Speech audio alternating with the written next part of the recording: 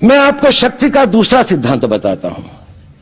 मुझे नहीं मालूम कि यह सिद्धांत मुझे बताना चाहिए या नहीं, मुझे यह भी नहीं मालूम कि यह सही है या नहीं, लेकिन क्योंकि मैं इसको मानता हूं और मुझे मालूम है कि इसके बारे में कई लोग जिनके हायर मॉरल वैल्यूज हैं शायद न भी समझते हो या न भी वो रखते हो, लेकिन एक मेरा विचार है, चाहे तो इस पर विचार करें। सब नहीं तो कुछ न कुछ लोगों को शायद इस विचार से कुछ सोचने की और कुछ करने की प्रेरणा मिलेगी।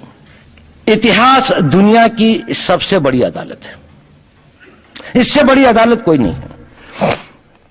सुप्रीम कोर्ट में क्या हुआ, हाई कोर्ट में क्या हुआ, लड़ाई के मैदान में क्या हुआ, इलेक्शंस में क्या हुआ, ये सब बातें आती हैं चली जाती हैं, बाद में रह जाता है केवल इतिहास।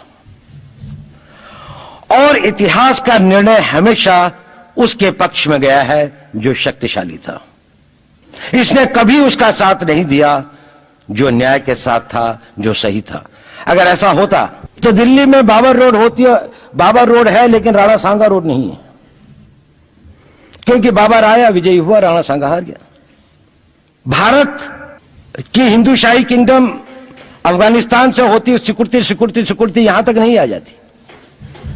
हमने किसी पर आक्रमण नहीं किया, हमने किसी के जीवन मूल्यों को नष्ट नहीं किया, हमने किसी के धर्म ग्रंथों को और धर्म स्थानों को नष्ट नहीं किया। शायद हम न्याय संगत थे, शायद सत्य भी हमारे पक्ष में था, लेकिन शक्ति हमारे साथ नहीं थी। इसलिए इतिहास ने हमें उसकी सजा दी। इतिहास ने हमेशा उनको सजा दी जिन्होंने विचारों को कर्म से और न्याय को शक्ति से अधिक महत्व दिया।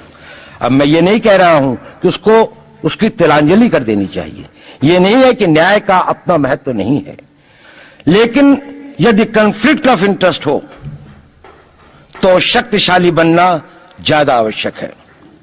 भारत धर्मगुरु भी तभी बनेगा जब एक शक्तिशाली भारत का निर्माण होगा। जिन लोगों ने भारत के ऊपर आक्रमण किया, भारत के ऊपर राज किया, इस प्रकार से राज किया कि राज करते वक्त, जाते वक्त अपने गुलामों से कह दिया कि तुम राज कर लो, हम तो जा रहे हैं, तो यहां पर गुलाम वंश भी बन गया।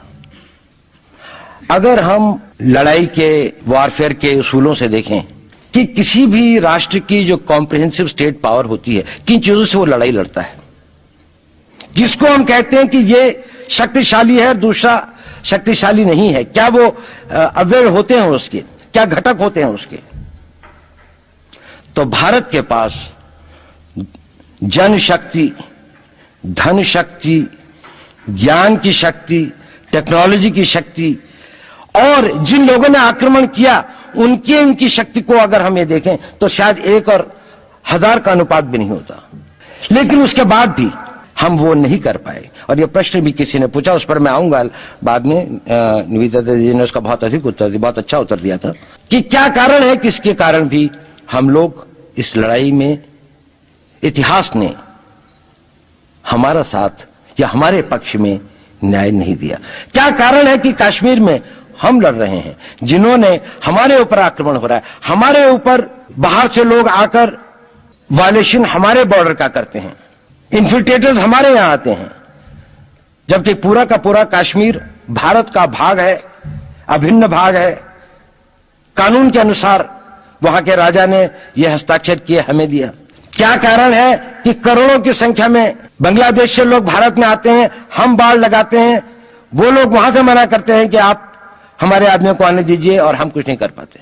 और भारत में 2 करोड़ नागरिक रहते हैं, हम हर एयरपोर्ट के ऊपर में इमिग्रेशन की चेक पोस्ट लगाते हैं कि कहीं पर कोई एक आदमी बिना पासपोर्ट के या बिना वीजा के भारत में प्रवेश न कर जाए। यहां पर लाखों की संख्या में, करोड़ों की संख्या में लोग आते हैं। सुप्रीम कोर्ट भी ये वो करता है कि जिन लोगों ने, जो इसके लिए जिम्मेदार हैं, उन्होंने जो काम किया है वो भारत के ऊपर आक्रमण के बराबर काम किया है।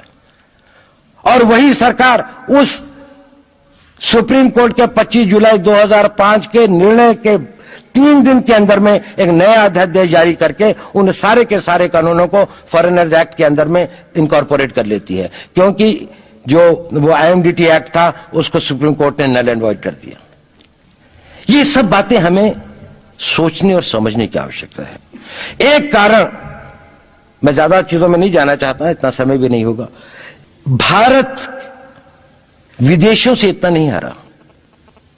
अंग्रेजों ने भारत के खिलाफ कोई लड़ाई ऐसी नहीं जीती जिसमें कि अंग्रेजों की फौज में भारतीय सिपाही नहीं थे। चाहे वह पहले बंगाल नेटिव आर्मी थी, 1857 के अंदर में सिखों और गुरखास ने उनका साथ दिया। जब सिखों से लड़ाई हो रही थी तो बाकी लोगों ने उनका साथ दिया। हमेशा नेटिव आर्मी उनके साथ थी। जब जब आक्रमण वेस्ट से हुआ, चाहे वो पार्थियंस थे, चाहे हून थे, चाहे मंगोल आए, बाद में मुगल आए, तो लश्कर कहां बने? वो तो थोड़े से लोग आए थे। लश्कर बने काबुल में, जिस वक्त तो इस्लामाइज भी नहीं हुआ था, लाहौर में, सरहंद में। हिंदुस्तानियों को हराया है तो हमेशा हिंदुस्तान के लोगों ने साथ नहीं दिया देश का। और दर्द है तो केवल इसी बात का।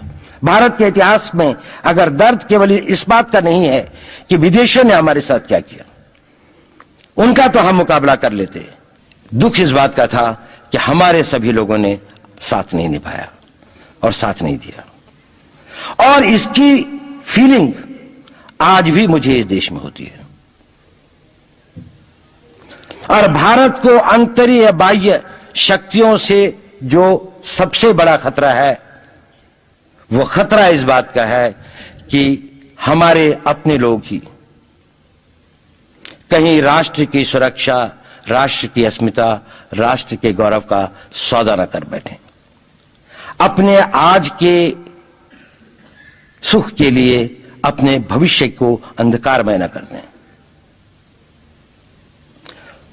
और इसके लिए जो जागरूकता चाहिए, इसके लिए जो ताकत पैदा करनी है, वो ताकत केवल समाज के अंदर भी पैदा की जा सकती है। उसको केवल आप लोग कर सकते हैं।